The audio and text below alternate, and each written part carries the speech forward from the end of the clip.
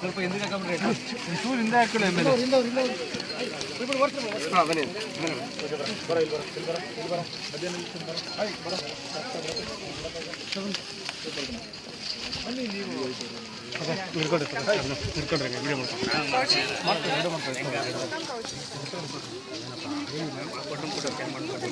Sir ಮಧ್ಯ ಬನ್ನಿ sir ಜಾಸ್ತಿ ಜನ ಬೇಡ ಹಿಂದೆ ಬ್ಯಾಕ್ ಡ್ರಾಪ್ ಕಾಣಲ್ಲ. ಸುಮ್ಮನೆ ಕಂಪ್ಲೇಂಟ್ ಮಾಡೋ ಥರ ಬೇಡ, ಪಾಸಿಟಿವ್ ಆಗಿ ಏನು ಮಾತಾಡಬೇಕು, ಕೆಲಸ ಏನಾಗಬೇಕು. ಸರ್ ಮಧ್ಯ ಬನ್ನಿ 8,000 ಹಸುಗಳಿಗೆ ಮೇವು ಕೊಡಬೇಕು. ಅದಕ್ಕೆ ಅವ್ರು ಹೊರಗಡೆಯಿಂದ ದುಡ್ಡು ಕೊಟ್ಟು ತರಿಸಿ ಮೇವುಗಳನ್ನ ಕೊಡ್ತಾ ಇದ್ದಾರೆ. ಇವಾಗ ಏನಾಗ್ತಿದೆ, ಇವಾಗ ಇವರೊಂದು 1.5 ತಿಂಗಳಿಂದ ಮಾಡ್ತಾ ಇದ್ದಾರೆ. ಇನ್ನೂ 2 ತಿಂಗಳ ಅವಶ್ಯಕತೆ ಇದೆ. ಈ 2 ತಿಂಗಳು ಧ್ಯಾನ್ ಫೌಂಡೇಶನ್ ನಡೆಸೋದಕ್ಕೆ ಪಬ್ಲಿಕ್ ಫಂಡಿಂಗ್ ಇಂದ ಅವ್ರು ಮಾಡ್ತಾ ಇದ್ದಾರೆ. ಅವರು ಇದು ಸಾಕಾಗ್ತಾ ಇಲ್ಲ. ಒಂದು ಎರಡನೇದು, ಇದಕ್ಕೆ ಸರ್ಕಾರದ ಕೆಲಸ. ಈಗ ಸರ್ಕಾರದಲ್ಲಿ ಇದು ಏನು ಮಿಸ್ಕಮ್ಯುನಿಕೇಶನ್ ಆಗಿದೆಯೋ ಗೊತ್ತಿಲ್ಲ.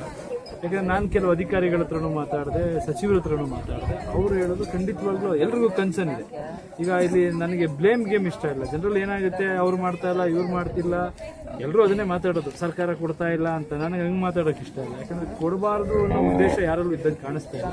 ಏನೋ ಮಿಸ್ಕಮ್ಯುನಿಕೇಶನ್ ಆಗಿದೆ. ಕೆಲವರು ಹೇಳೋ ಪ್ರಕಾರ ಇಲ್ಲ, ಜನರು ನಮ್ಮ ಮನೆ ಅಂದರೆ ಹತ್ರಕ್ಕೆ ತಂದು ಕೊಡಲಿ ಅಂತ ಎಕ್ಸ್ಪೆಕ್ಟ್ ಮಾಡ್ತಾರೆ, ನಮ್ಮ ಸೆಂಟ್ರ್ಗಳಿಗೆ ತಗೊಂಬರ್ತಾ ಇಲ್ಲ ಅಂತ ಹೇಳೋ ಜನಗಳು ಇದೆ. ಅಂತ ಒಂದು ಸಂದರ್ಭನೂ ಬಂತು. ಬಟ್ ನಾನು ಕೇಳ್ತಾ ಇರೋದಿಲ್ಲಿ ನಿಜವಾಗ್ಲೂ ಇಲ್ಲಿ ಸಮಸ್ಯೆ ಯಾವ ಮಟ್ಟಕ್ಕಿದೆ ಅಂತ ಬಂದು ಎಲ್ಲರೂ ಸ್ವಲ್ಪ ಸೀರಿಯಸ್ ಆಗಿ ನೋಡಿ. ನಾನಂತೂ ಇವಾಗ ಗಮನಿಸ್ತಾ ಇದ್ದೀನಿ.